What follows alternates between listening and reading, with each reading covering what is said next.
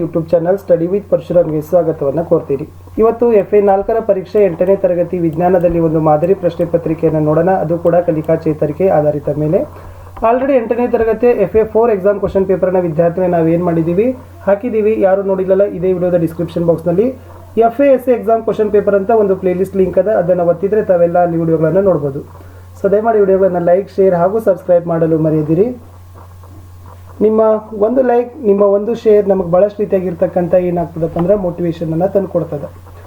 So ನಮ್ಮ Telegram group ಅದ study with Parashuram ಅಂತ, ಅದಕ್ಕೂ ಕೂಡ ಬಂದು ಜಾಯ್ನ್ ಆಗಿ ಕಲಿಕಾ ಚೇತರಿಕೆಗೆ ಸಂಬಂಧಪಟ್ಟಂತೆ ವಿಶೇಷವಾಗಿರ್ತಕ್ಕಂಥ ವಿಡಿಯೋಗಳಿದ್ದಾವೆ. ಆ ಕಲಿಕಾ ಚೇತರಿಕೆ ವಿಡಿಯೋಗಳನ್ನು ತಪ್ಪದೆ ನೋಡಿ.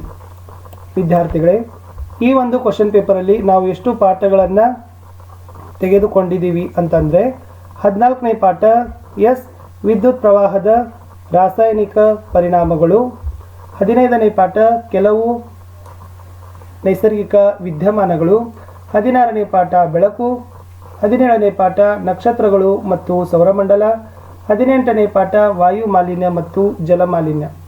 ಸೊ ಇಷ್ಟು 5 ಪಾಠಗಳ ಮೇಲೆ ನಾವೇನು ಮಾಡಿದ್ದೀವಿ, ಒಂದು 15 ಅಂಕಗಳಿಗೆ ಒಂದು ಕ್ವಶನ್ ಪೇಪರನ್ನು ನಾವೇನು ಮಾಡಿದ್ದೀವಿ ವಿದ್ಯಾರ್ಥಿಗಳೇ ಸೆಟ್ಟನ್ನು ಮಾಡಿದ್ದೀವಿ.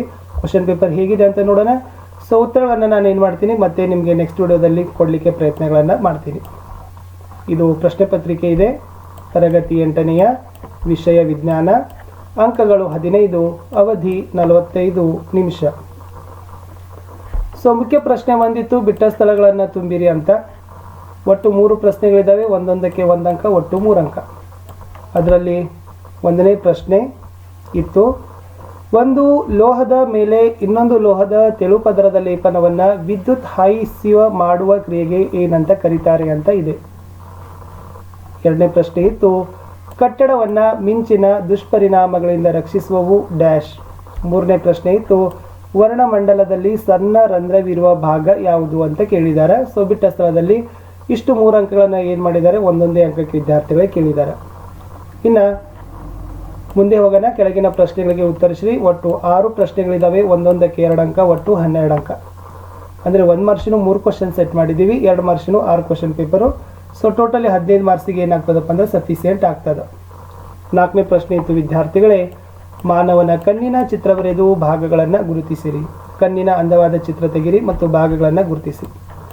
5ನೇ ಪ್ರಶ್ನೆ ಇತ್ತು, ನಕ್ಷತ್ರ ಪುಂಜ ಎಂದರೇನು, ಯಾವುದಾದರೂ 2 ನಕ್ಷತ್ರ ಪುಂಜಗಳನ್ನು ಹೆಸರಿಸಿ ಅಂತ ಕೇಳಿದ್ದಾರೆ. ಪ್ರಶ್ನೆ 6 ಇತ್ತು, ವಾಯು ಮಾಲಿನ್ಯ ಎಂದರೇನು, ಪ್ರಮುಖ ವಾಯು ಮಲಿನಕಾರಿಗಳನ್ನು ಹೆಸರಿಸಿರಿ.